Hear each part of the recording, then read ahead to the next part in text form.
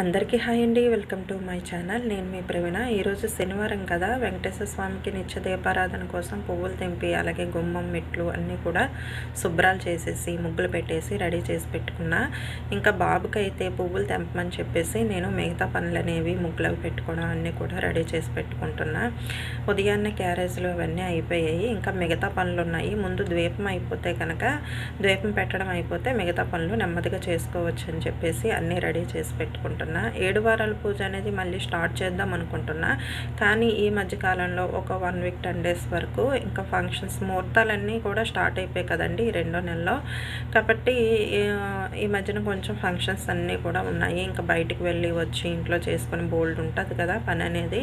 అందుకని చెప్పేసి 7 వారాల పూజ అనేది మళ్ళీ నేను స్టార్ట్ చేయలేదు.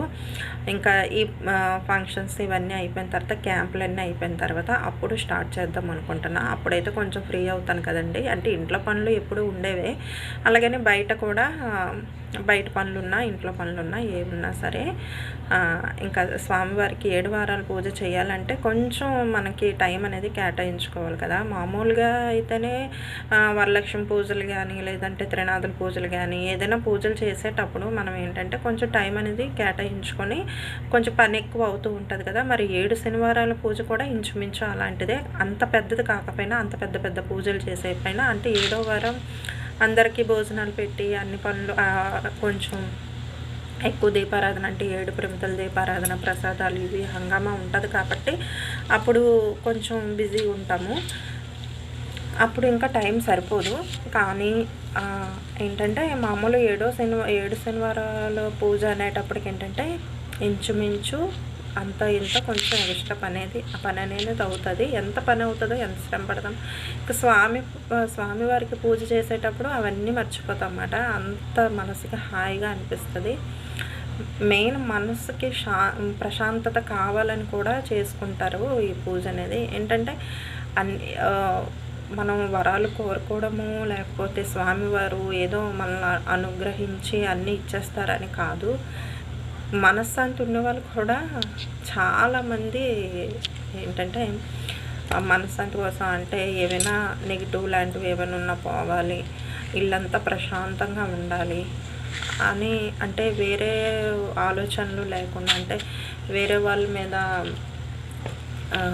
మనం చాడీలు చెప్పుకొని లేకపోతే వేరే వాళ్ళని బాధ పెట్టి ఇలాంటివి కాకుండా మన పని మన ఇంట్లో పూజ మన దేవుడికి దండం పెట్టుకోవడం కానీ మన పని మనం చేసుకోవడం కానీ మన లైఫ్ మనం జీవించడంలోనే ఆనందం ప్రశాంతత ఉంటుంది. వేరే వాళ్ళు జీవితంలో వేరే వాళ్ళని బాధ పెట్టేసి అలాగా ఉండలేము కదా.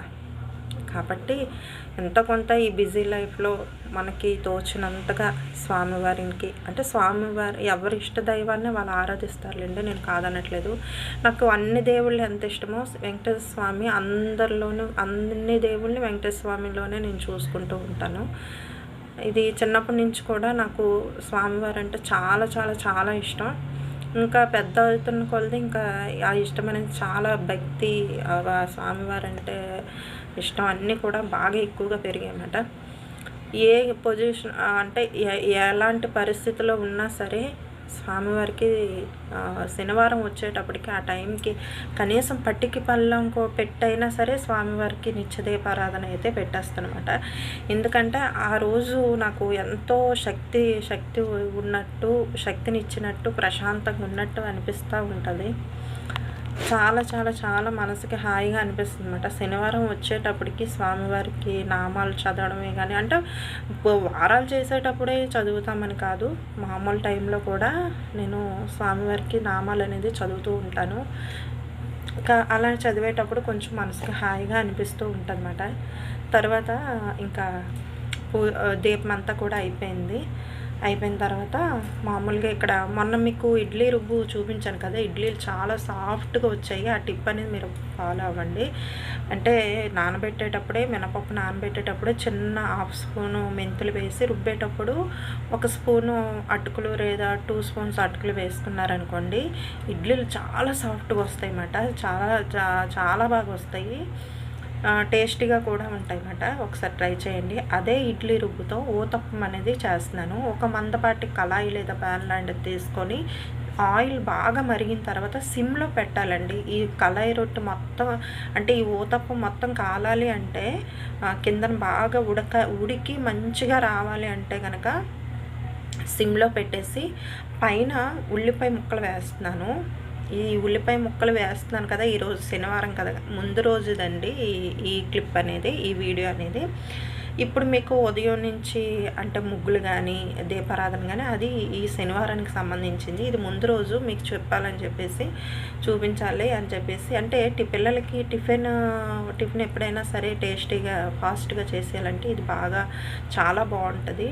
ఇడ్లీ రుబ్బుతో అంటే కళాయి రొట్టెలు మనం చేసుకుంటూ ఉంటాం కదా, సేమ్ యాస్టేజ్ అంటే, కాకపోతే కొంచెం ఉల్లిపాయలు కొంచెం మందంగా రుబ్బు అనేది వేసుకొని అంటే ఒకేసారి ఇద్దరు తినేలాగా ఒకేసారి ఇద్దరికి సరిపోయేలాగా రుబ్బు అనేది అంటే ఒక 2-3 గరిటె బట్టి కొంచెం మందంగా వేసుకొని తర్వాత దీని మీద ఉల్లిపాయ ముక్కలు, తర్వాత దీని మీద కొంచెం చిన్నది కారం ఇలా చల్లేసి పైన చిన్న చికెన్ మసాలా లాంటిది ఏదైనా అంటే మసాలా పౌడర్ లాంటివి ఏమైనా ఉంటాయి కదా, అది చిన్నది పైన చల్లేసి తర్వాత చిన్న నెయ్యి అనేది ఒక 2-3 డ్రాప్స్ అలాగే వేసుకొని మూత పెట్టేసుకొని, చూడండి ఇక్కడ నేను చూపిస్తున్నాను కదా, నెయ్యి అనేది పైన ఇలాగ అప్లై చేయడం, ఇలా వేయడం వల్ల మొత్తం అంతా కూడా స్ప్రెడ్ అయ్యి ఆ ఉల్లిపాయలు అన్నీ కూడా టేస్టీగా తగులుతాయి అన్నమాట. పైన కారం కూడా వేసాం కదా, అది కూడా బాగా ఉడికి కళాయి రొట్టె రెడీ అయిన తర్వాత ఊతప్పం రెడీ అయిన తర్వాత క్రిస్పీగా సాఫ్ట్గా చాలా బాగుంటుంది, చాలా టేస్టీగా ఉంటుంది. ఒకసారి ట్రై చేయండి. తర్వాత ఇలాగ మూత పెట్టేస్తున్నా. ఇడ్లీ రుబ్బుతోనే ఊతప్పం అనేది ఉల్లిపాయలు, కారం, అలాగే చిన్న మసాలా, నెయ్యి వేసి చేసుకుంటే కనుక బయట తినేదానికన్నా, బయట మనం ఊతప్పం తింటాం చూడండి టిఫిన్ షాప్స్లో, దానికన్నా ఇంకా ఎక్కువ టేస్టీగా ఉంటుంది. తర్వాత వచ్చేసి ఇంకా శనగపిండి చట్నీ అయితే చేశాను. ఈ బొంబాయి చట్నీ అనేది చాలా బాగుంటుంది. ఎలా చేయాలి అనేది ఆల్రెడీ మన ఛానల్లో వీడియోస్లో చూపించాను. అలాగే ఇంకోసారి కూడా మీకు చేసి చూపిస్తాను. అస్సలు టిఫిన్ షాప్స్లో కన్నా బాగుంటుంది. ఎందుకంటే ఎంత బాగుంటుందంటే ఇది ఒకేసారి చేసేసుకొని తర్వాత ఫ్రిడ్జ్లో టిఫిన్ అయిపోయిన తర్వాత బాగా చల్లారిన తర్వాత ఫ్రిడ్జ్లో పెట్టేసుకొని మరుసటి రోజు మళ్ళీ టిఫిన్ చేసుకున్నప్పుడు కూడా కొంచెం వెచ్చబెట్టేసుకొని తినేయచ్చు. అంత బాగుంటుంది అన్నమాట.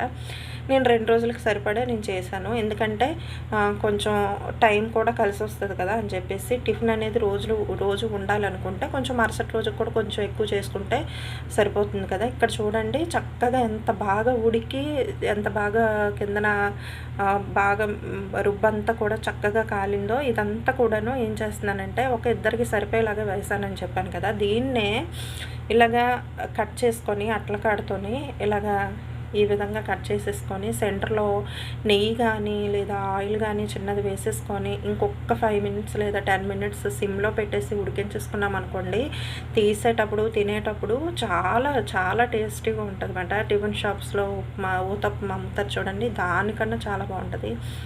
ఒకసారి ట్రై చేయండి. ఇడ్లీ రుబ్బుతోనే చాలా బాగుంటుంది అన్నమాట ఇది.